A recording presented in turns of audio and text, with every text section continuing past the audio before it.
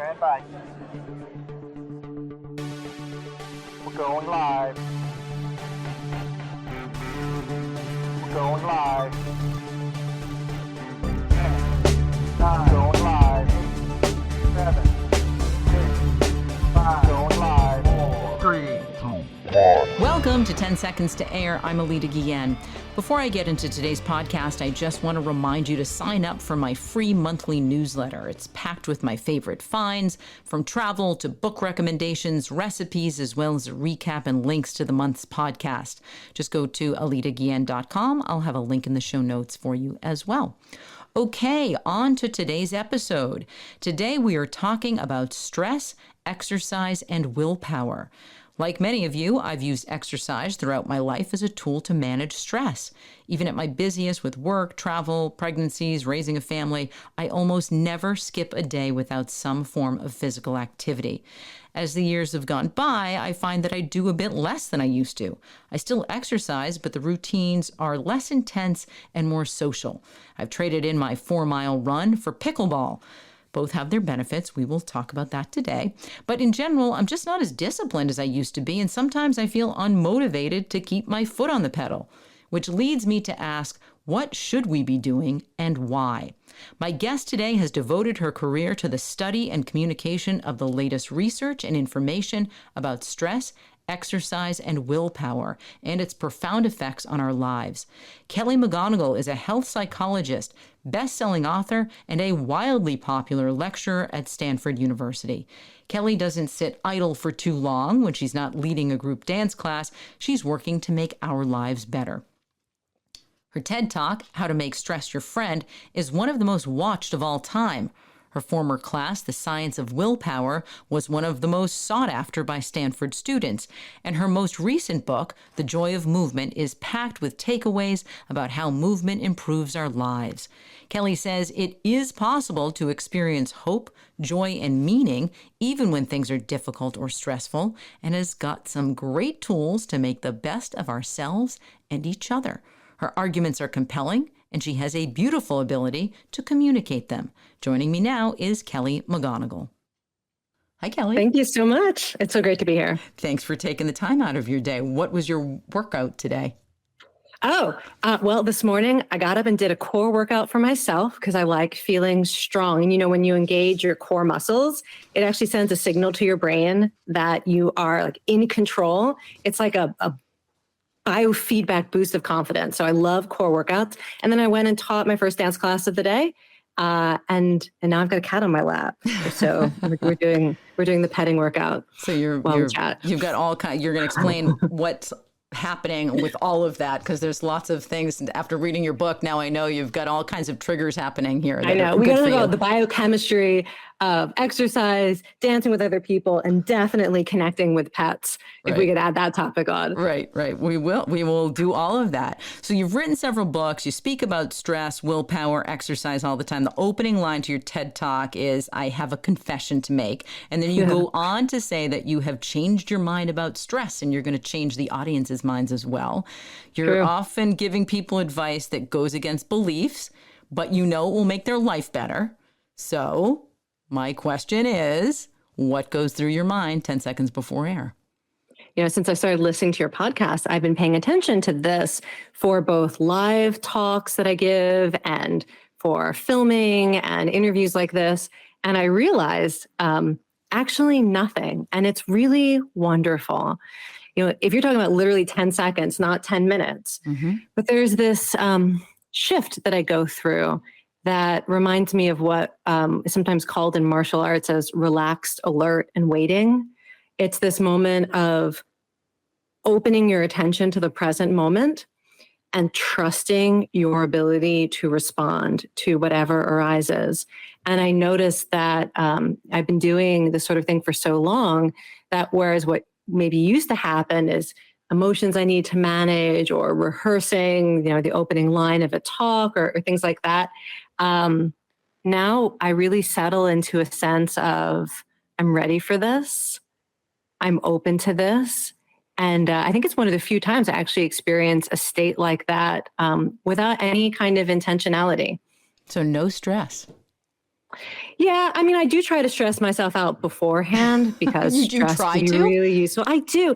If I'm not feeling, so now we're talking like 10 minutes or an hour before Mm-hmm. something, I will absolutely try to get into a state of adrenaline, maybe some endorphins, a sense of purpose, a sense of energy. I found that on the rare occasion where I'm not feeling the physical signs of what you could call anxiety or adrenaline or enthusiasm.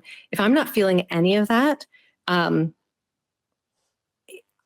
my performance suffers because I'm almost dissociated from the fact that I care and that this is both an opportunity and a responsibility. I actually love that feeling, whether I'm teaching or speaking. I like that heightened sense that this is a moment that matters. I am lucky to have this opportunity. I have the chance to say something that's going to make a difference in someone's life.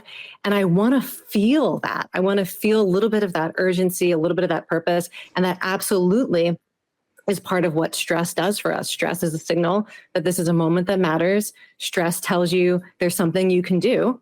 And starts to give you access to your resources. So if I'm not feeling that instinctively, I might put on a high energy song and dance to it, or do a little karaoke to try to get at least the biochemistry Right, to of get that good stress yeah, going. to get yourself there. It's funny, when I was working in television and on camera every day, people would say to me, don't you get stressed before you go on the air? And I didn't have the tools to explain what you just explained, but I would say, no, I actually am excited. I'm looking forward to communicating with you and, watching at home. But I didn't know what the biochemistry and all of that was. I just knew that I was excited. I was looking forward to it. And like you said, if you're not doing that, you're not really present. You're disassociating, and that's not But right. also, for me, there's speaking, teaching, that sort of thing. It brings up some anxiety because I care, but it's nothing like the things I actually worry about and fear. I mean, I'm one of those rare Right. people, for whom public speaking feels totally natural.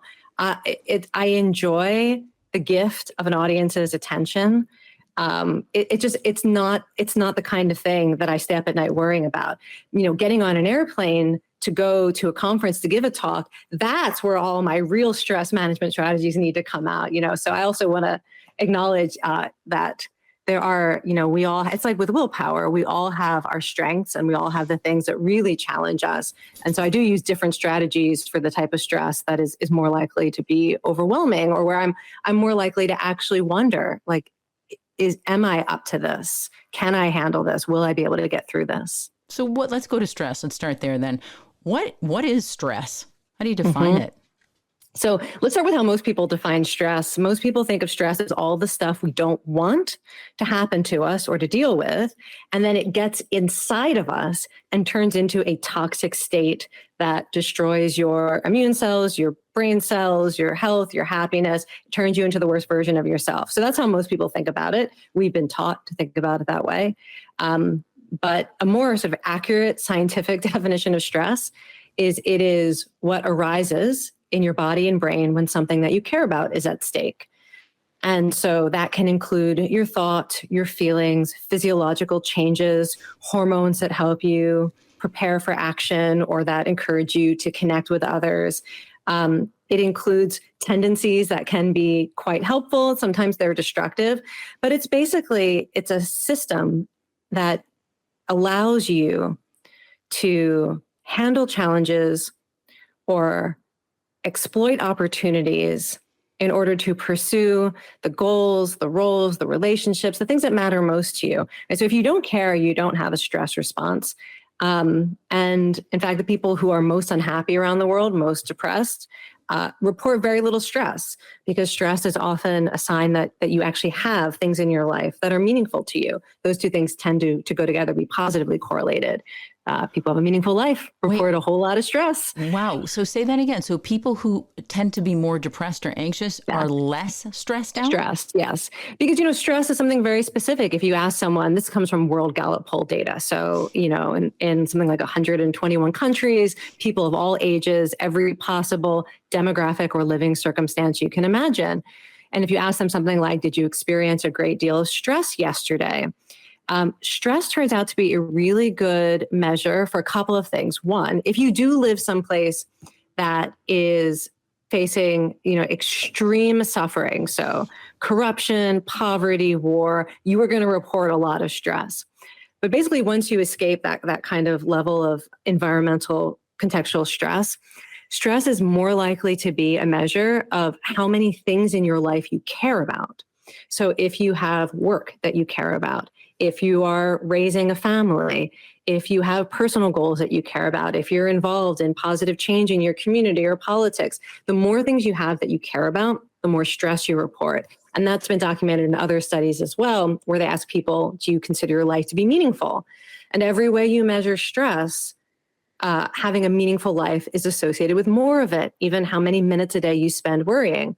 And I always tell people it's not because the stress is what creates the meaning. That's not necessarily the case. It's that stress is a biological response we have to help us deal with things that matter.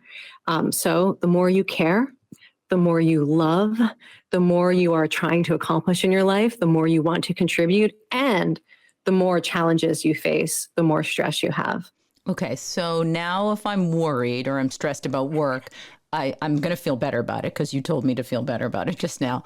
But there's got to be... You don't even need to feel better about it. I think it's about having a mature understanding of how we should think about the fact that we're stressed.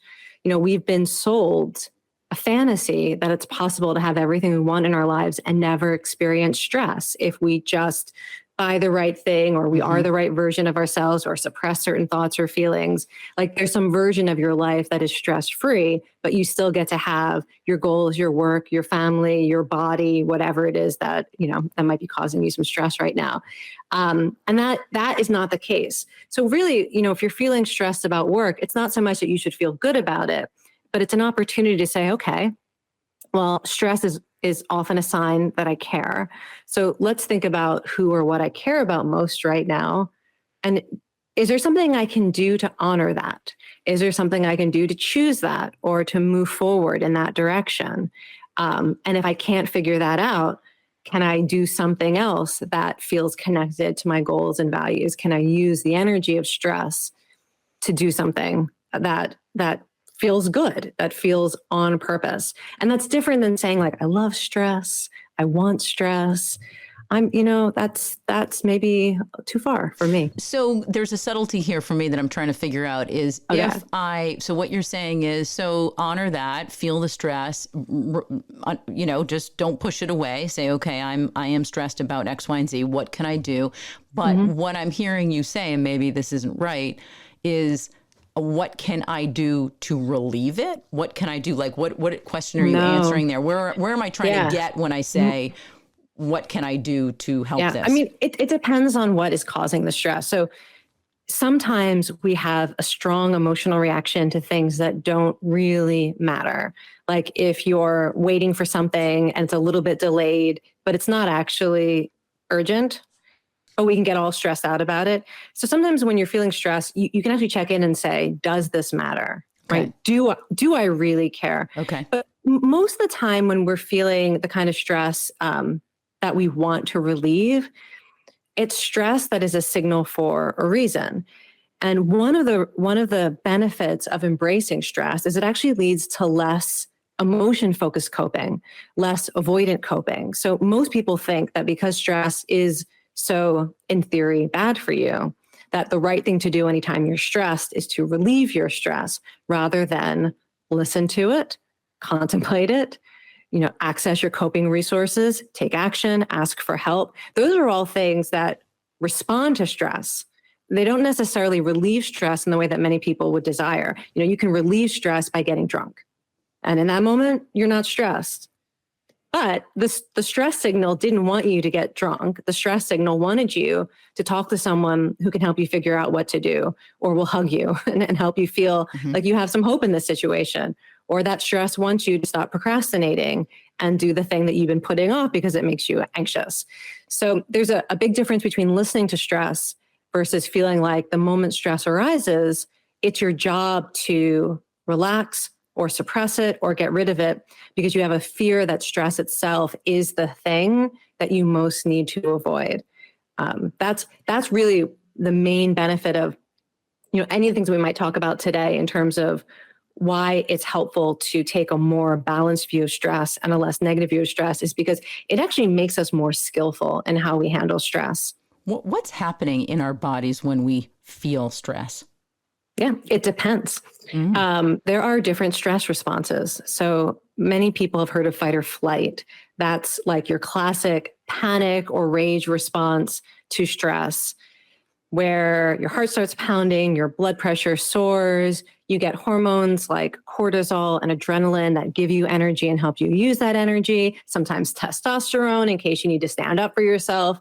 But that's just one stress response. So you also have stress responses where the biology is quite different and what's happening in your body and brain are encouraging you to reach out to others. So you can have a tend and befriend stress response that increases hormones like oxytocin and endorphins and sometimes endocannabinoids, which are really hormones that help you bond with others, that make you more willing to trust others, the kind of mindset we need often when the stress we face is bigger than us and we can't just, fight or flee our way out of it.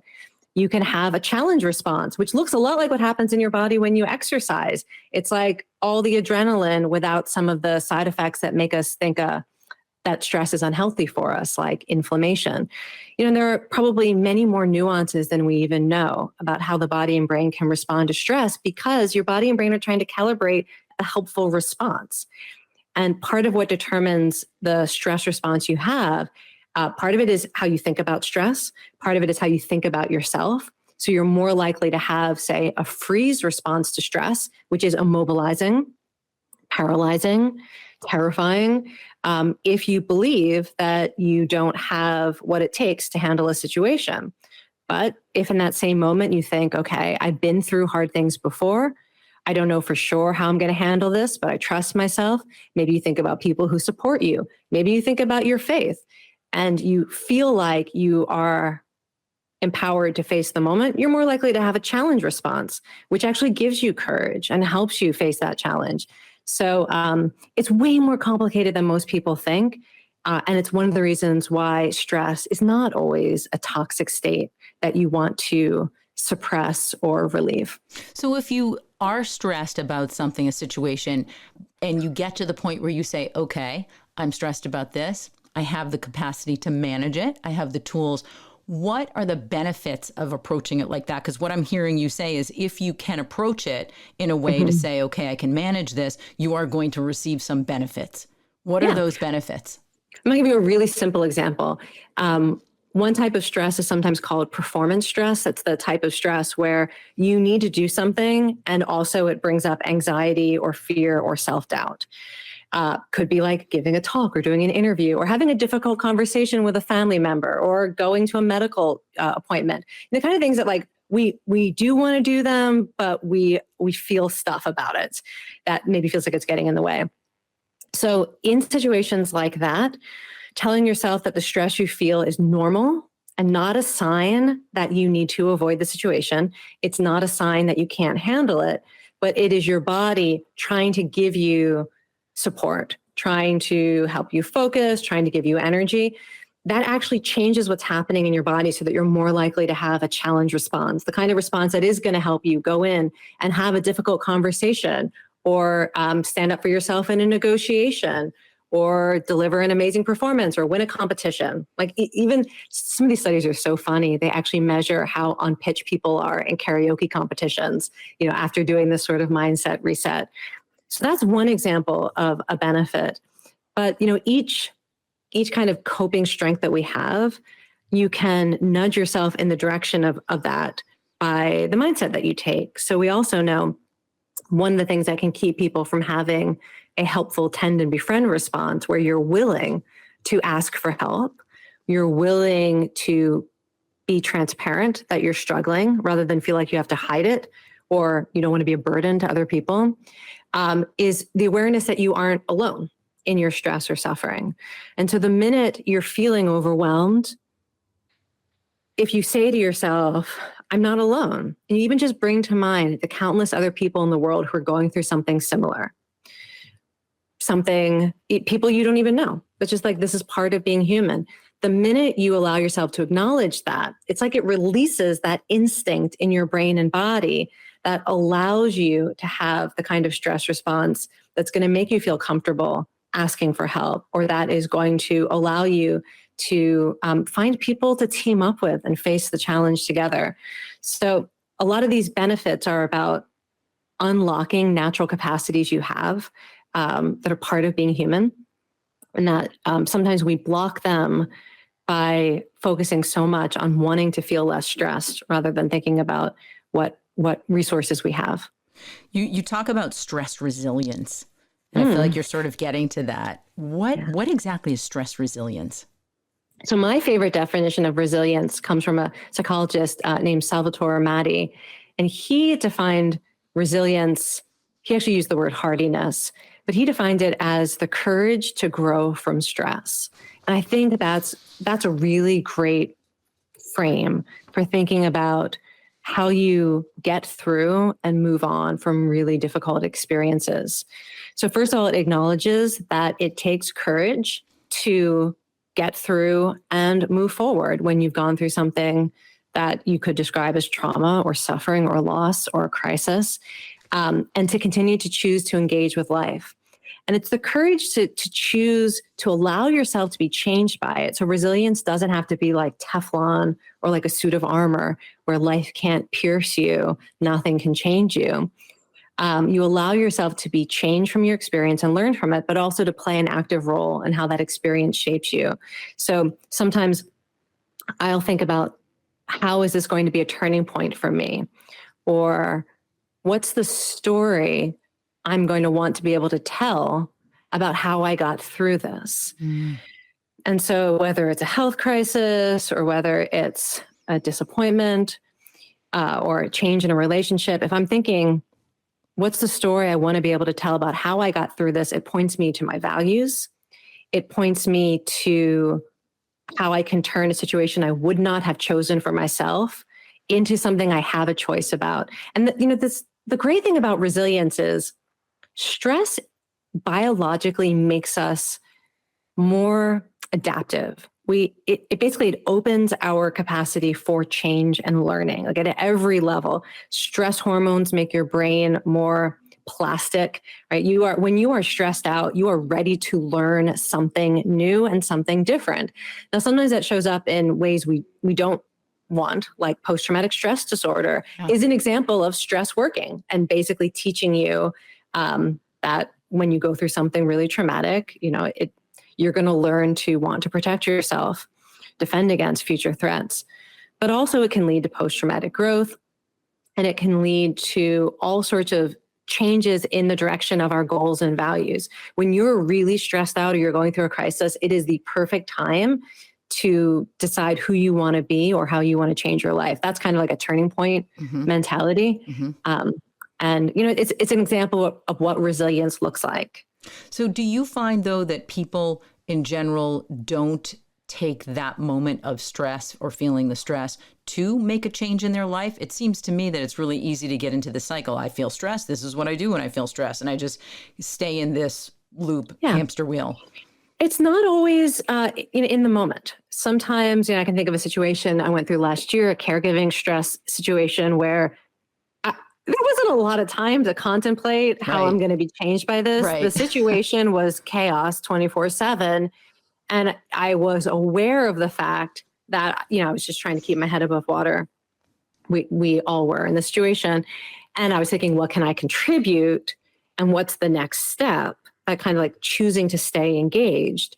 And the awareness of what I learned from that experience, how it improved certain relationships in my family, what I learned to trust about myself and other people in my family, like that comes often later. And part of resilience is this idea that you can just take the next breath, take the next step. You don't have to know how this experience is going to change you in ways that you value. You don't have to know the story you're going to tell about how you got through it. Often it's enough just to know it's possible. You say that stress gives us access to our heart. What does that mean? Yeah, literally. So how many times have you felt your heart pound, in a moment of stress? Yeah, for sure. I mean, it is. So part of it is that I like that idea that it gives you access to your heart because it's often the first symptom or sign that people feel of stress. And our usual interpretation is, oh no, this is proof that stress is bad for me. Even though your heart is pounding in that moment because it's trying to give you energy and it's trying to help you act and engage with life. But because we have so many beliefs about how stress is always harmful, we're more likely to think, oh no, I need to take a deep breath, calm down, walk out of the room, have a drink, do something to stop this beautiful pounding heart that's working so hard to support me. So that's one way to think about it. Also, because stress reminds us of what we care about, stress is a great opportunity to think about who and what matters most to you. And that often becomes really clear in moments of stress. But stress also has really interesting effects on our heart. So I mentioned this tend befriend response to stress that includes hormones like oxytocin. It's this biological response that is nudging you not to fight, not to flee, but to reach out to others. And oxytocin as a hormone, it actually, travels through your bloodstream and your heart has receptors for it. And your heart has receptors for oxytocin because oxytocin is like medicine for your heart. And it helps your heart cells regenerate or repair after any kind of like micro injury or stress to your heart. So, if you're feeling stressed out and you allow yourself to have a tend befriend response where you want to talk with a friend or you want to pet your dog or your cat, or you want to help someone else out and feel that warm glow, and you listen to that and you do it, and your body is flooded with oxytocin, you're literally healing your heart. And again, I think sometimes I like to talk about the physiological aspects of stress or any of the things that I talk about because it's so concrete and fascinating. Mm-hmm. Mm-hmm. I feel like there's always a metaphor in there that is not actually a metaphor, that like social connection heals your heart, literally. So the body can be quite fascinating. And that appreciation that all of this is built into your stress response system can also give us a greater sense of self-trust so that we're not always feeling like our body is betraying us every time you have butterflies in your stomach or you feel your heart pounding a bit from anxiety, which is also one of the reasons why I love exercise. In exercise, you feel your heart pounding, but you can know in that moment, this is what it feels like to strengthen my heart. Like that, that moment is literally strengthening your heart because your body knows how to react to physical challenges by getting stronger, every system of your body. And I like to say that to myself in moments where my heart is pounding from fear. But you know what? Right. If I choose to say yes to this, if I take the action that's aligned with my values and not my fear, that this is also strengthening my heart, as a metaphor. Right. Okay. I understand it now. I'm going to have a different approach when my heart is pounding. So you talk about movement, exercise, and say it can transform our life. What do you mean by that?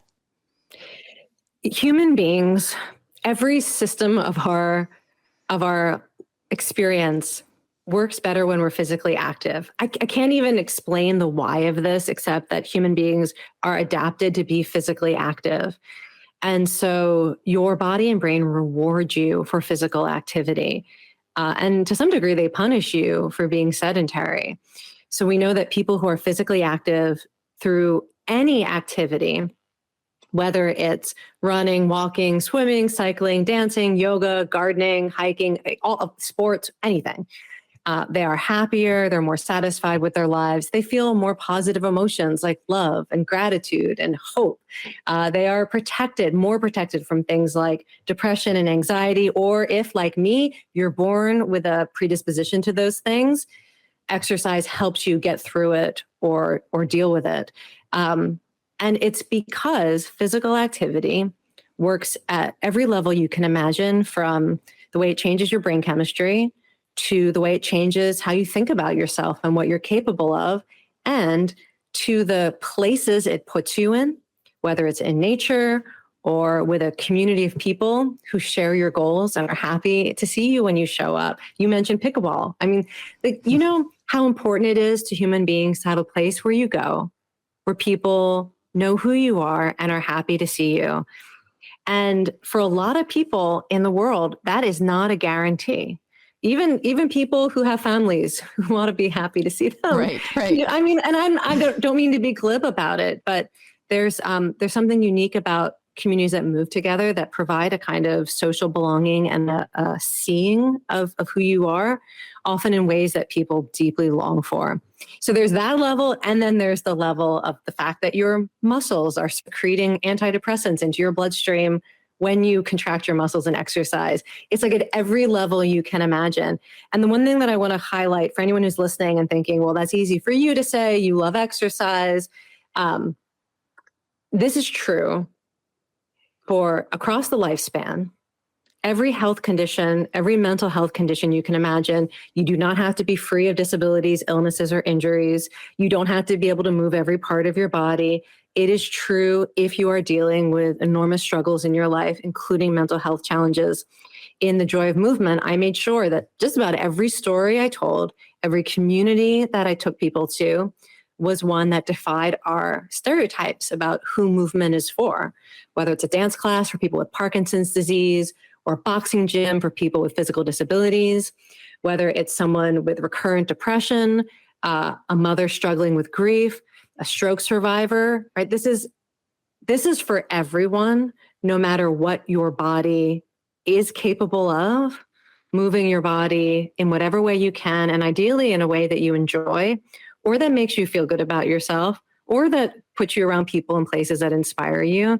It is one of the most important things you can do for every aspect of your well-being. I thought was so interesting that you talked about in the book, the benefits of exercise. I don't think anyone would dispute that. What I found really interesting, though, was when you don't exercise, like, what is it, a day or 3 days and 2 weeks, the negative effects of not exercising are unbelievable.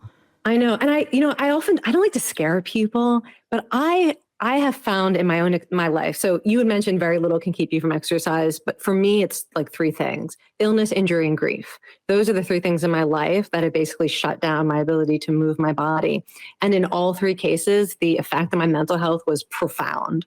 To not be able to move my body, in part because I use movement to help regulate anxiety and to make me a more hopeful and also a more social version of myself. It's just part of what exercise does. It helps us connect with others, which can be super important, if you deal with social anxiety or other challenges. So the studies suggest that if you are regularly active and you go like even a day or two without whatever your form of movement is, or some form of movement, you go through real withdrawal. And that is because for many people, physical movement is as important for your mental health as eating is for your physical health, or sleep is for your mental and physical health. It is so good for us that we do become dependent on it in a way that is sustainable and, often extremely helpful until you're at that point where you can't do it. And then there are other studies where they take people who are like a little bit active, kind of like almost that 10,000 steps a day mark that a lot of people strive for, not athletes, not like super enthusiastic exercisers. And then they ask them to reduce their daily step count to what is the average for like the typical American adult. Get it closer to like 6,000, maybe under 6,000. You can induce depression. You can reduce meaning in life. Wow. And like in like a week of that. Wow. So it's like being sedentary is it's depressogenic. Wow. It like anxiogenic. It actually creates mental suffering.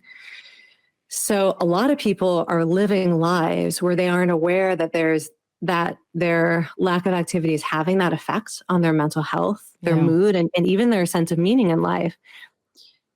I find it interesting, though, that you can, go to a doctor and say, I'm suffering, I'm feeling, and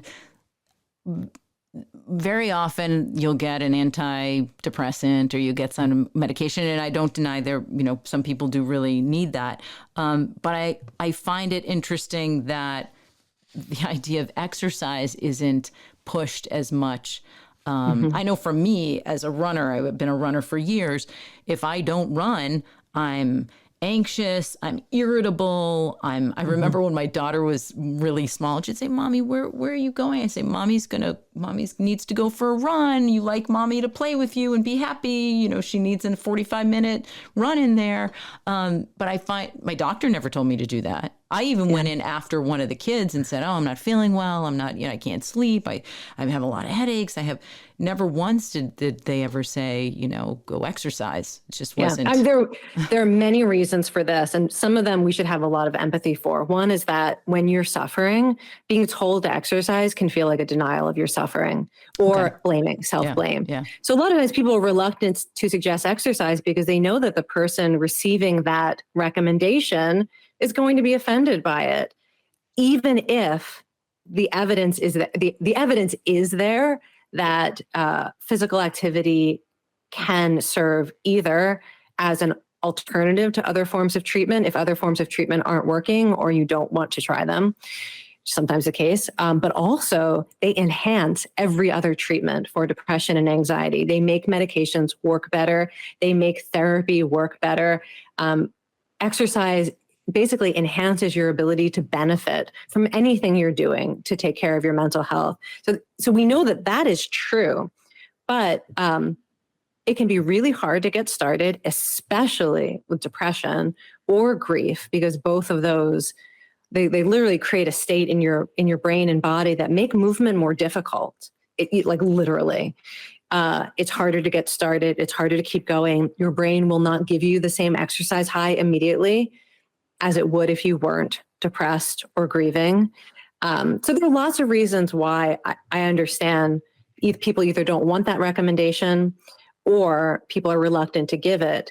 I can't help but be an advocate for it, both because it helps me and I see it in the communities that I teach. And also the science is so solid. So nobody has to do anything, but if you're listening to this and you are suffering, to know that it is something that you can try. And then one of the things that I think is so important to tell people who are struggling with mental health challenges that, even if you're also on medication or you're receiving other treatment that's working for you, exercise is a funny thing. It takes about 6 weeks for the brain to kind of figure it out and to start really rewarding you for it. So a lot of times people will really struggle. I remember, one time when I was dealing with grief, even as somebody who normally I would exercise, for 2 hours every day if I could. That's like a great dose for me. But when I was grieving, I could not get through 3 minutes. And I just couldn't. It's so hard to move. Yeah. Every cell in your body and brain is like, go back to bed. So I had to work up to I had this Zumba DVD and it had a 10-minute warm up. 3-minute songs. And I had to work my way to being able to do the warm up, which is really different than what I was used to. But the thing about movement is when you do it, your brain figures out how to reward you for it over time. It starts to release things like dopamine and endorphins. And it's not only when you exercise. Exercise is one of the only things that has been shown to increase the brain's responsiveness to reward, including positive emotions, social connection, positive motivation, that then generalizes to other goals in your life and the relationships in your life.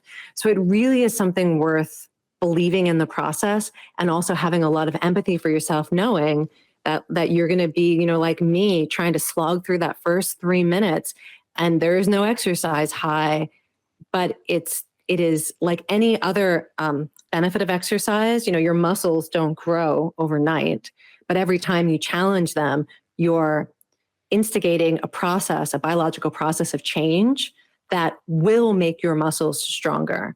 And sometimes it's like it feels like nothing. And then suddenly you see the benefits. So you're saying give it 6 weeks before you start to feel and see those benefits.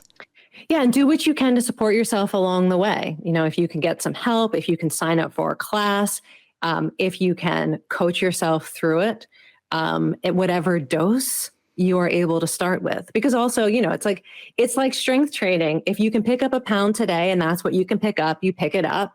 And next week, maybe it's 2 pounds, you're on your way. Same thing, 1 minute, 2 minutes, 20 minutes, fantastic. Are people genetically predisposed to being active? Yeah, there are many genetic differences that seem to affect how active people are, but also why they exercise. So one of the cool things I learned while researching this book is that there are all of these different gene variants that predispose people to anxiety and depression, as well as addiction.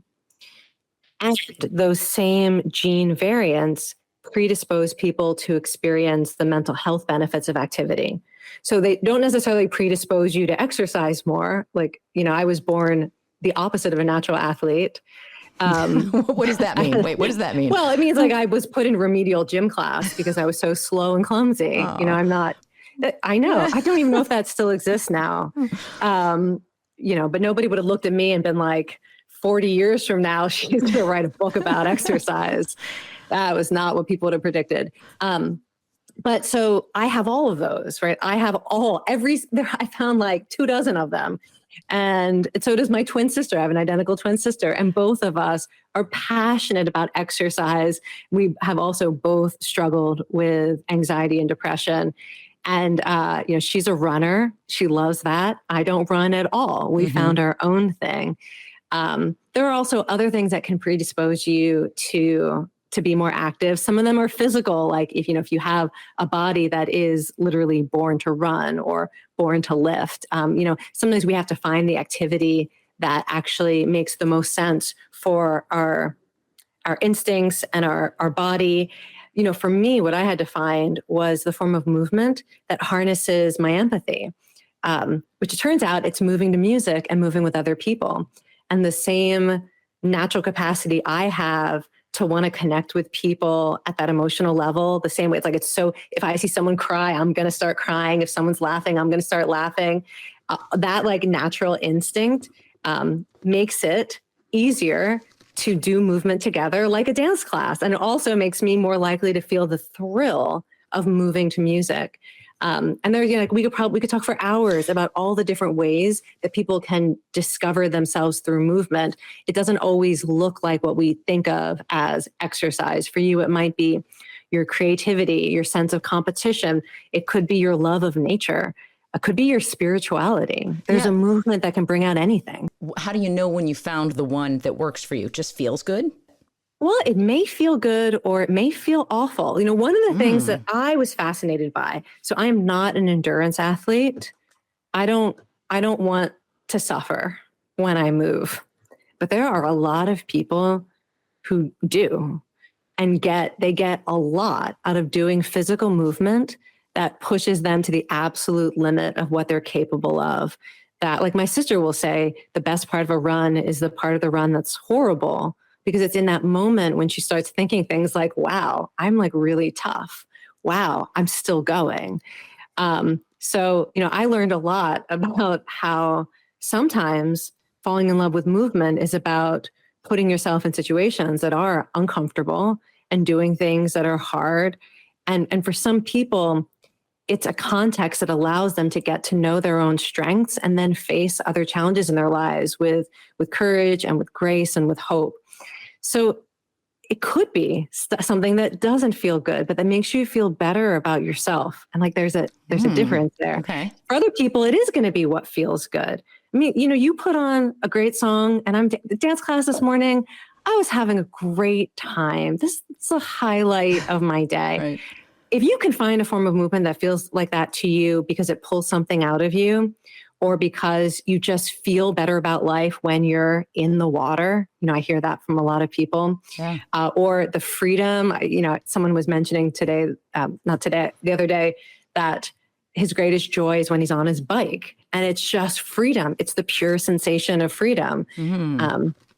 So look for an activity that either makes you feel good or makes you feel good about yourself, or makes you feel better about the world. And that's something that movement often does, is it gives us it can actually make us feel more hopeful about the future and even about other people. Exercise can be a great antidote to cynicism. Wow. I mean, it's just, we all need to just get out there and do more, do what feels good. I mean, there's just no reason not to. I have to ask you though, as we get older, does anything happen? I feel like we do less. I hear that, is that true? Or are is something happening? Why are we doing less? It's interesting. In the United States, activity levels plummet really early. So it's actually, it's more like a whole lot of people are not doing much of anything. You mean as we get older? You mean just in general? I think activity peaks at age 6 in the United States.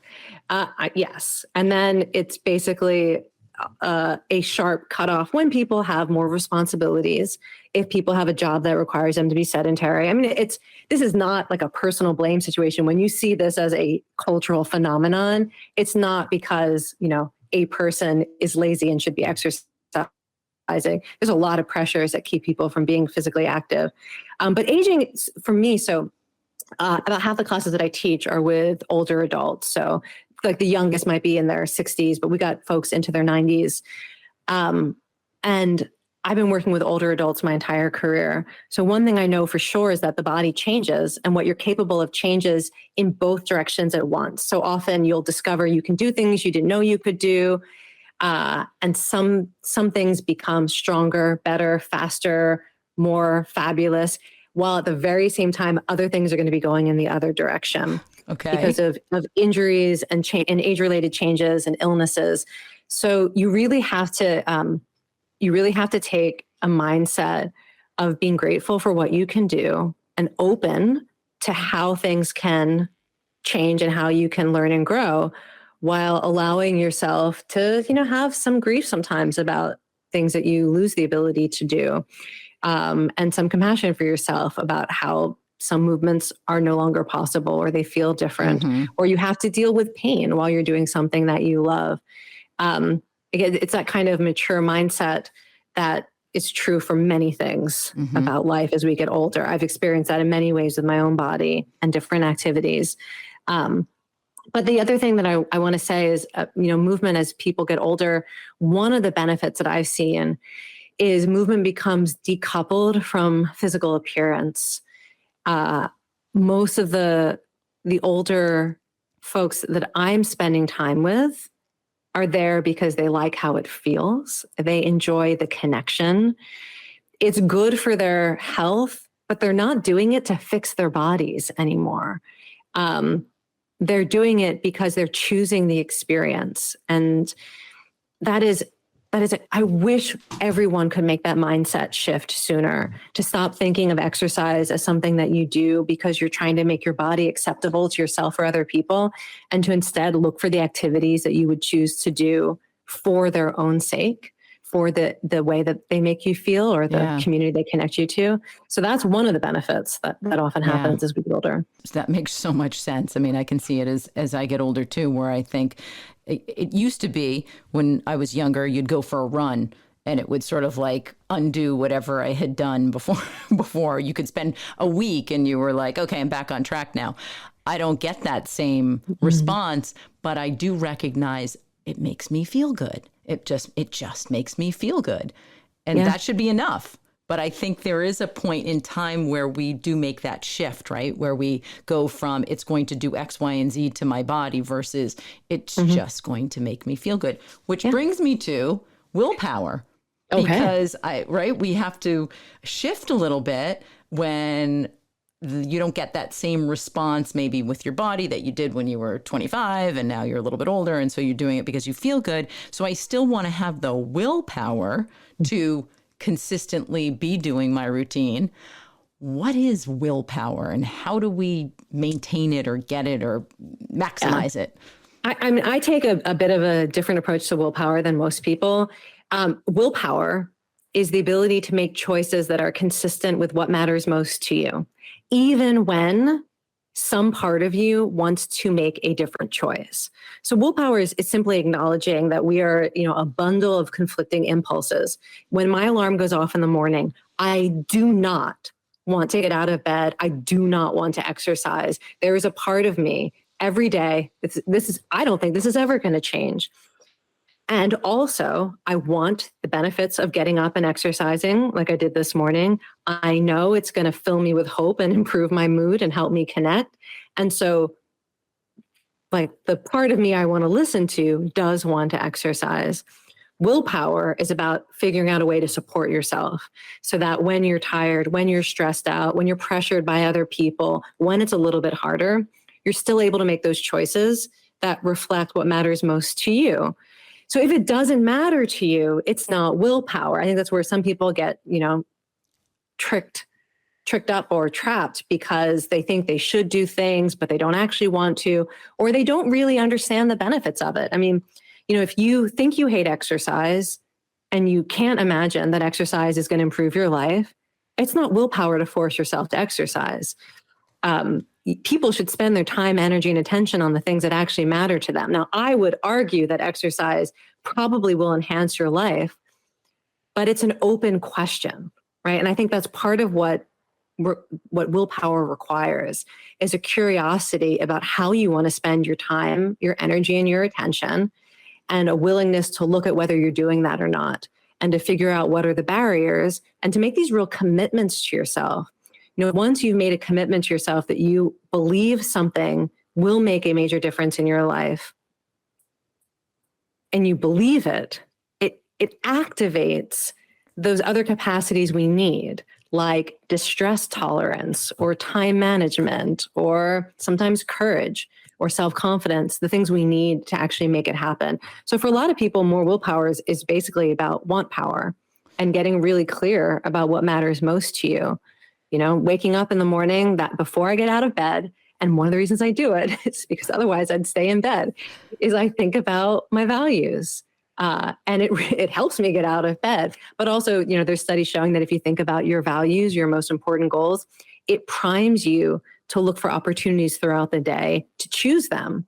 And that's part of what willpower is, so that when you're deciding what to eat for lunch, or whether to make time for an activity, or whether to put down your phone and be present with your kid, like whatever, like every choice point you come across, you're more likely to recognize this is a choice, and to make the choice that reflects what you care about. So what's the difference? Stress can help you with that too. Stress can help you with what? With thinking about who and what you care about. It just reminds you of how we started this conversation. Right. Like stress and willpower, sometimes they feel like natural enemies, but sometimes we can actually leverage stress, not just to undermine our willpower, but to kind of stop us and make us think, okay, what's something I can choose right now that reflects what I care about most? With all of this that you're talking about, it sounds to me like there's a real moment of pause or awareness that we're not really addressing. So whether it's exercise, stress, or willpower. I know. You have to be so curious about yourself and also kind enough to see what you see and not turn it into something to beat yourself up with. I mean, there really is. We talk about mindfulness. Sometimes it's like, I'm here in the present moment, like it's peace. But mindfulness is often the ability to actually see what's happening. It's kind of discernment. And so everything we've been talking about now, whether it's discovering the form of activity that's, that you were born for, or figuring out how you want to cope with stress, or figuring out how to make a choice consistent with your goals, you have to be willing to see what's getting in the way, including your own choices or your own beliefs, and also the things in your environment, the influences that other people have on you, what is distracting you. When I used to teach the science of willpower, the first week when people would have their willpower goal, like they had a behavior they wanted to change or a habit that they wanted to create, like let's say exercising regularly, I always said the first week, you're not allowed to change anything. I want you to spend this whole week exactly the way it's been. Okay. And you're going to come back and report what is getting in the way of whatever this thing is that you say you want to change or do. To spend the whole week paying attention to how it's not happening. And so that there is that. And then you can pause, in many moments to have that kind of pause of self-reflection, but it often starts with the decision to pay attention. Yeah. Well, I like how you talk about the I will, I won't, I want. I think those are really good questions, or just to remind yourself of that. So, if you want, I want to get out of, I want to exercise. Okay. So I will exercise every day, right? Tell me if I'm doing this right. Yeah. Well, actually, so the I want Yeah. is going to be even deeper. Okay. So let's say that the thing so the idea, I will, I won't, I want, it's this idea that like your brain loves to cooperate to coordinate behavior that's consistent with your highest goals and values. Totally. So the want, this works so well for me, by the way. Like I read. Oh, does it? Great. Yes, this worked. I just read this the other day, and I'm every day since I've read it, I'm going through this with, anyway. So go ahead. I want you to explain it. So the want should be the thing that is driving your decision to exercise more. So I primarily exercise for two reasons: my mental health and for the community that it builds, right? It makes me a different version of myself mentally. And I really value the community that I've built. That's my want. So if you were to ask me when I wake up in the morning and I don't want to get out of bed, what is the thing I'm choosing? That's the want. It's not the behavior, right? It's what you think the behavior means. It's the value, it's the purpose, it's the benefit. It's not always an outcome, right? Sometimes it is a value. So for example, one of my values is courage, because I've dealt with anxiety my whole life.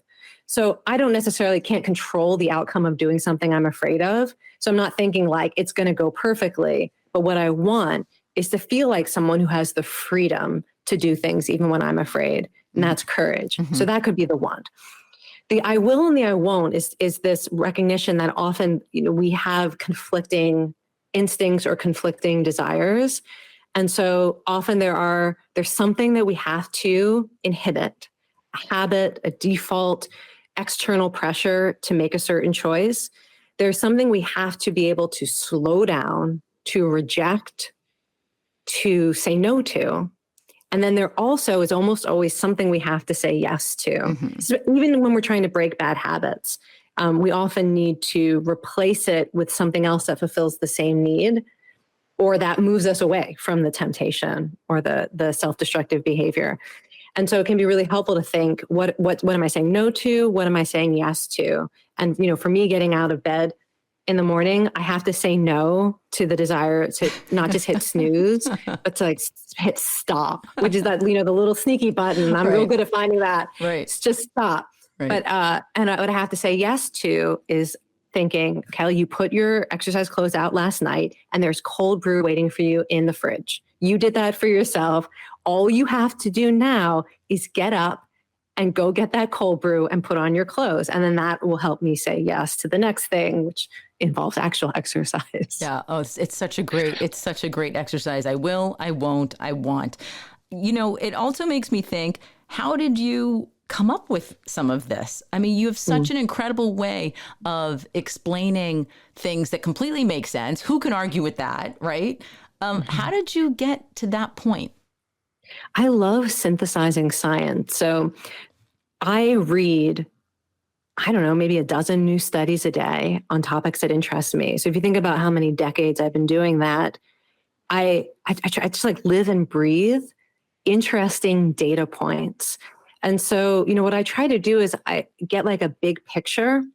When I was trying to figure out how to explain willpower to people, just read hundreds and hundreds of studies, and you start to get a sense of themes that, any given study doesn't prove something. But when you see, a couple dozen studies suggesting that the want power is really important, that having a positive motivation that is connected to your values makes a difference for behavior change. Like, you see it. It's a signal that's in the scientific literature.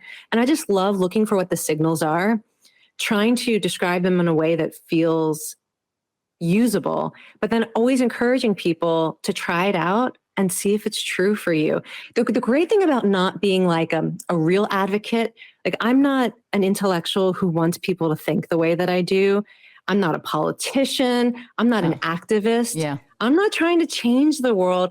I'm like sincerely with goodwill. I want you as an individual to have the life you want. That's it. Yeah. So I think another thing that helps is that I'm trying to give you ideas that I think are going to be useful, but always with the framework of use you are your own best data point and you are in charge of your own life. And I think that that helps too. Like when you have that mindset towards trying to teach or share information, it's really important to make sure that the person you're speaking to or the audience you're speaking to, you have that kind of real respect. Like it's their life, it's their mind, it's their body. Right. You're just presenting what you know and the rest is up to them. Kelly, you're amazing. Anything that I didn't, we could talk forever, of course. We don't need to end here, but I want to respect your time.